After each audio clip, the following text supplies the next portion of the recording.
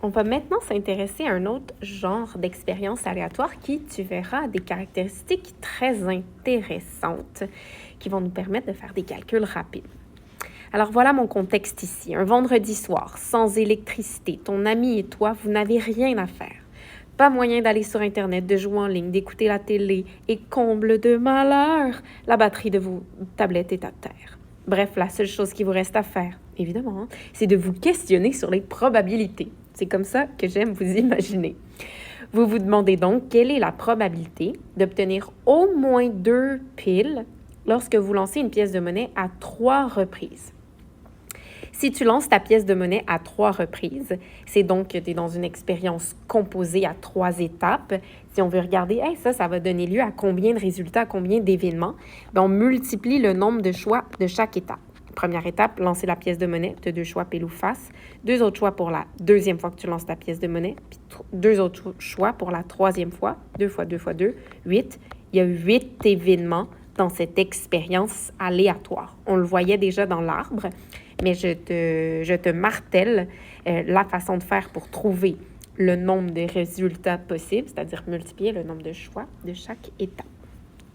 Alors, ici, ce qu'on voit de notre arbre, c'est qu'au premier lancer, on peut avoir pile ou face, puis on connaît très bien la probabilité théorique de ça, une demi pour pile, une demi pour face.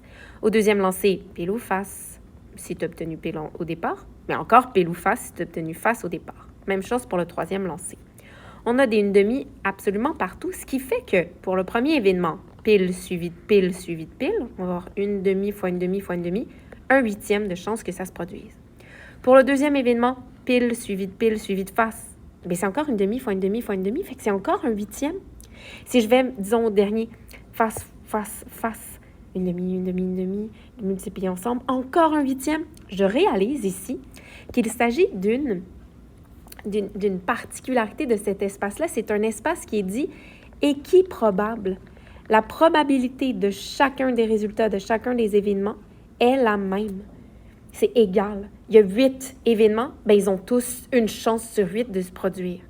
Quand ça se produit, tu es heureux ou heureuse parce que ce sera rapide de faire ton calcul de probabilité.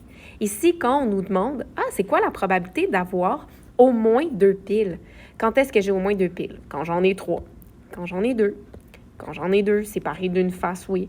Quand j'en ai 2 à la toute fin, parfait. Bien, ça arrive 1, 2, 3, 4 fois. Ça arrive 4 fois sur les 8 événements qui sont tous égaux, qui ont tous la même probabilité. 4 fois sur 8, bien, tu as une chance sur 2. C'est tellement plus rapide dans ce genre d'événement. Dans ce genre d'expériences aléatoires. Il y en a d'autres, des expériences aléatoires qui donnent lieu à des espaces équiprobables. On s'en reparlera ensemble. Mais clairement, lancer une pièce de monnaie un certain nombre de fois, c'est toujours un espace équiprobable.